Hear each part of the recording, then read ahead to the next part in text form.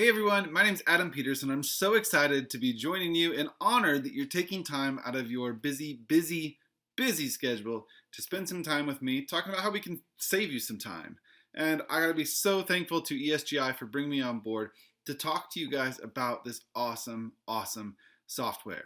Now I've been using ESGI in my kindergarten classroom and now I'm using it in my early learning center that I just opened for over 8 years. I started in 2012 and we've been using it nonstop, from just simple assessments to using it as a full-blown report card.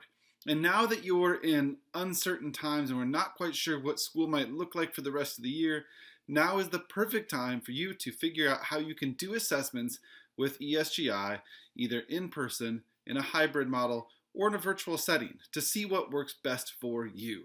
And in all of those ways, when it comes to assessments, I've learned, as well as everybody else that's presenting for this conference has learned, that ESGI is the answer. Before we get into all that, let me tell you a little bit about me. So like I said, my name is Adam Peterson. I taught kindergarten for 13 years here in Illinois before stepping out of the classroom to do consulting work and writing full-time for teachers. And then just recently, like within the last week of recording this, I started a brand new project here in my hometown called the Adam Peterson Education Early Learning Experience, where I have a classroom set up and I'm welcoming 3 to 5-year-olds at this point in for just some fun early learning, play-driven type classroom setting, and I'm so excited to be doing that with the little ones that I get to work with. If you want to find out more about me or anything that I've been up to, visit my website, adampetersoneducation.com. You can also email me at adampetersoneducation@gmail.com. So as we get into assessments, and we mentioned ESGI is one of my favorite tools for that, if you don't already know from the fabulous speakers you've been listening to throughout this whole conference, ESGI stands for Education Software for Guiding Instruction. And that's really what we want ESGI to be about in your classroom. Yes, this is all about the assessments, but the beauty of ESGI and the benefit of using a tool like ESGI is you have that real-time data, whether you're doing this in person or virtually, real-time data that you can use to guide the instruction around your classroom. Now, we all know that we are living in uncertain times when it comes to what a classroom might look like. For the longest time, assessments on ESGI looked like this. Assessments where you sat face-to-face with a child in front of the same computer, in front of the same screen, and could have a conversation in that way. Now, if you're in person, wearing masks, and you're able to do that, whatever your classroom looks like, you're able to sit together and do that, great. I hope that's how it's going for you in your own setting. But I know that that's not the way it looks for everyone.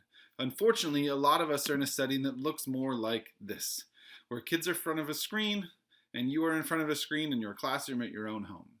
And while you are making the most of that, and we know that you're doing the best you can, we also know that this is not ideal.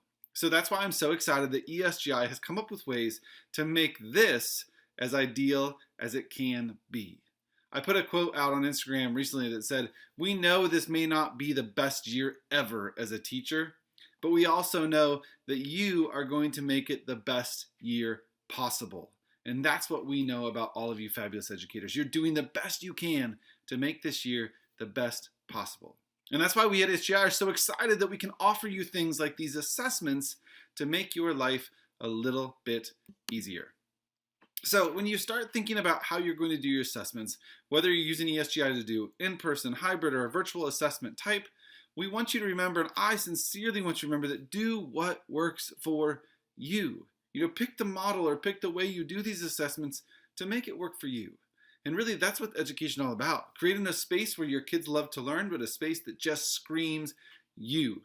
And making yourself feel comfortable, making yourself feel accomplished, and making you as a teacher feel like you can shut the door when you go home and put family first, like Trish and I talked about in our other session at this conference. So when I thought about what works for me in the classroom, what still works for me in the classroom when I go in, really made assessments work when I had my students in groups that were kind of self-managed.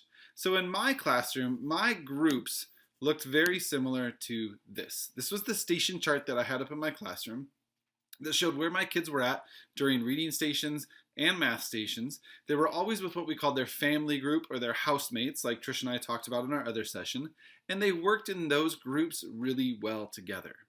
And those were not groups that were academically sorted by any means. They were groups that worked very well together. And that was the key part. I wanted to be able to put them out around the classroom and let them work so that I had time to do uninterrupted assessments. So my kids were out working around the classroom, and this is what my classroom looked like. They had plenty of space to go work and play, and they did a lot of fun activities around that entire space. And then I was able to use time where they were busy self-managing in stations and playing games and working together to go around and pull students one-on-one to my table to do individual assessments in ESGI.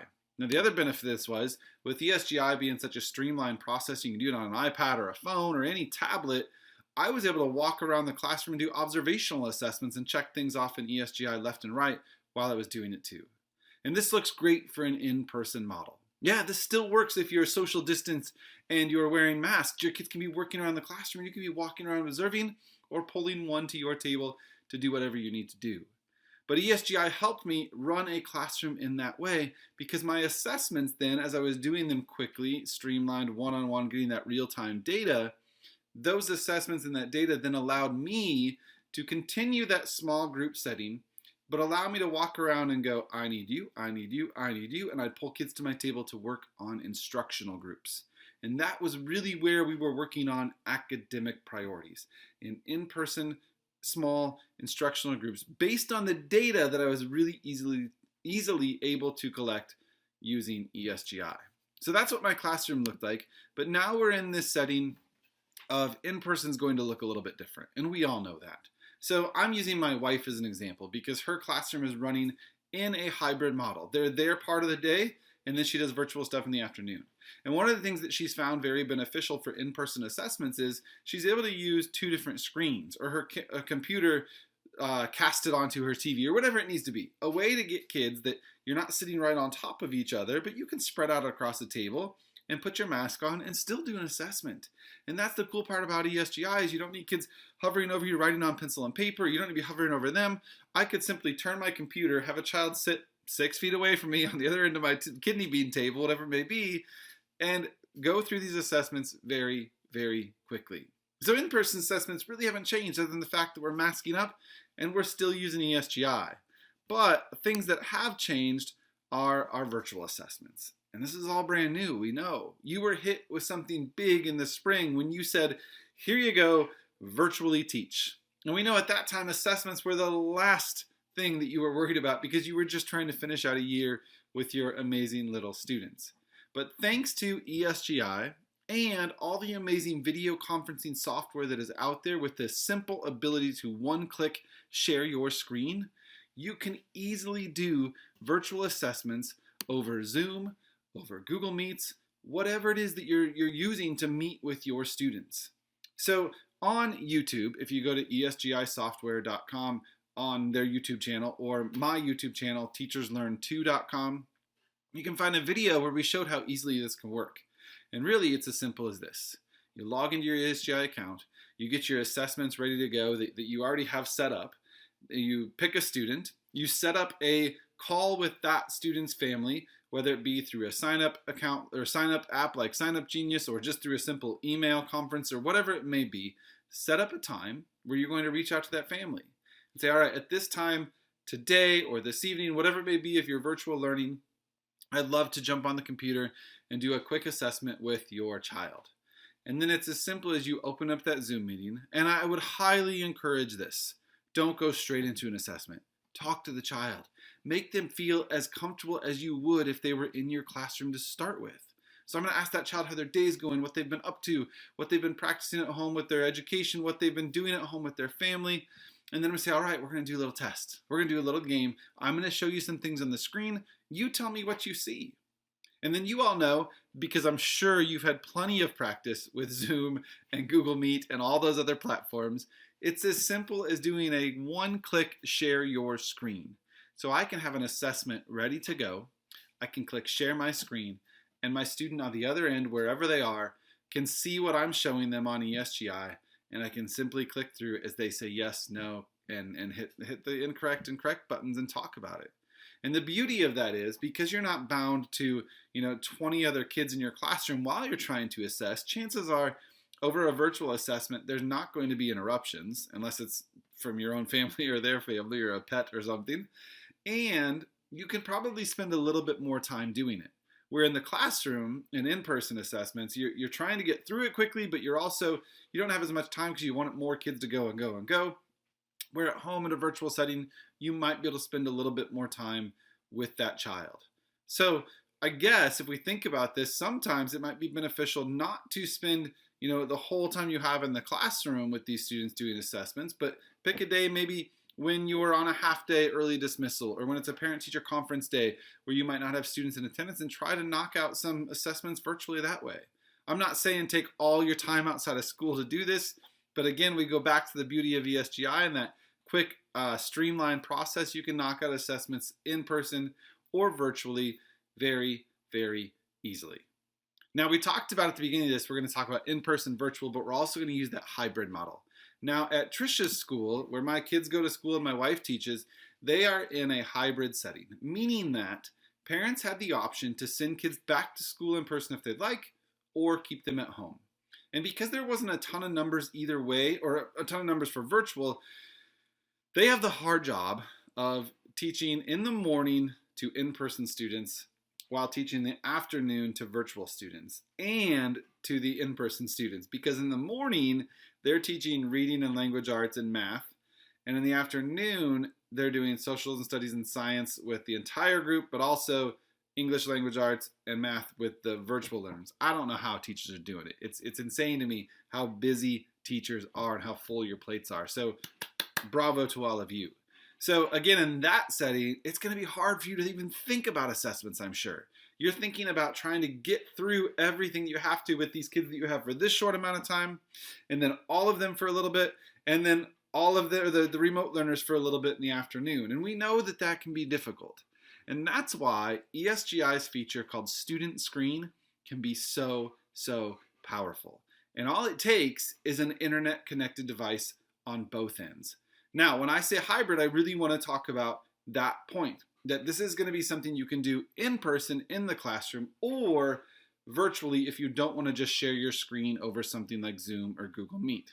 Now, if you go to your settings in ESGI, so you've got all your students done, they're ready to go with assessments, your kids are maybe working around the classroom, and they're working on independent work or small group work, whatever it may be, and you're ready to assess the student in the classroom, but you don't want to be sitting right on top of them.